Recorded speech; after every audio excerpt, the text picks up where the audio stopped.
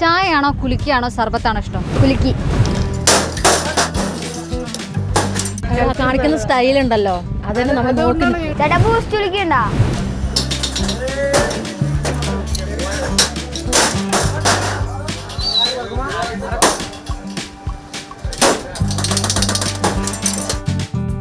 എനിക്ക് കുറേ ആഗ്രഹമുണ്ടായിരുന്നു ഇവിടെ ഒന്ന് കുടിക്കണം. ഈ ചൂട് സമയത്ത് നല്ലതാണ്. എല്ലാവർക്കും തണുത്ത കുലുക്കി മതി, എന്നാൽ നമുക്കും ഒന്ന് കുടിക്കാം. ചേട്ടാ, ഒരു പച്ചമാങ്ങ കുലുക്കി.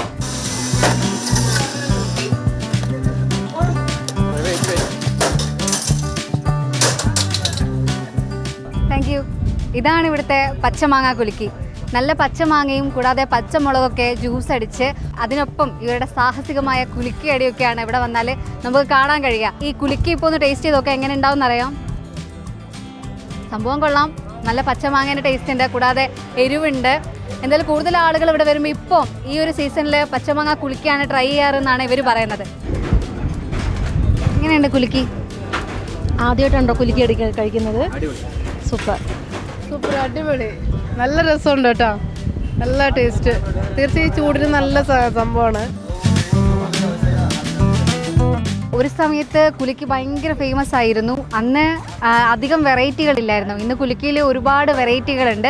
ഇപ്പോൾ ഇവിടെ തന്നെ ഒരുപാട് വെറൈറ്റി ഉണ്ടല്ലോ. എന്തൊക്കെ വെറൈറ്റി കുലുക്കിയുള്ള? എല്ലാ വെറൈറ്റി ഉണ്ട്. പച്ചമാങ്ങ ഉണ്ട്, വേറെ ബൂസ്റ്റ് ഐസ്ക്രീം, ഹോളിക്സ്, ബദാം, ബോൺബീറ്റ, പൈനാപ്പിൾ, ക്യാരറ്റ്, ഓറഞ്ച് ഉണ്ട്. ഇത് പക്ഷേ കുറേ കുലുക്കി ഐറ്റംസ് ഉണ്ട്.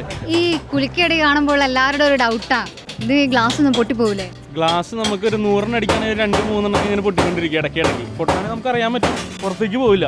കസ്റ്റമറിനെ ആകർഷിക്കാനാണ് നമ്മളിങ്ങനെ ഒരേ പൊടിക്ക് ഇങ്ങനെ ഇറക്കിക്കൊണ്ടിരിക്കുന്നത്. ഇപ്പം ഈ ഇടയായിട്ട് ഉച്ചയായിട്ട് നല്ല തിരക്കാണ്. ചൂടിൻ്റെയും ഇതിൻ്റെയും ഇതൊക്കെ ആയിട്ട് നല്ല തിരക്കാണ്.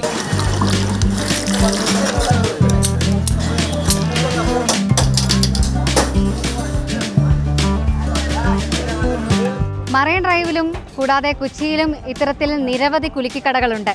ഇവിടെ കൂടുതലും ഈ സാഹസികത കാണാൻ തന്നെയാണ് ആളുകൾ എത്തുന്നത്. വീഡിയോ ജേർണലിസ്റ്റ് ഹണി തങ്കപ്പനൊപ്പം റിപ്പോർട്ടർ അഞ്ജലി ശ്രീജിതാരാജ്, റിപ്പോർട്ടർ കൊച്ചി.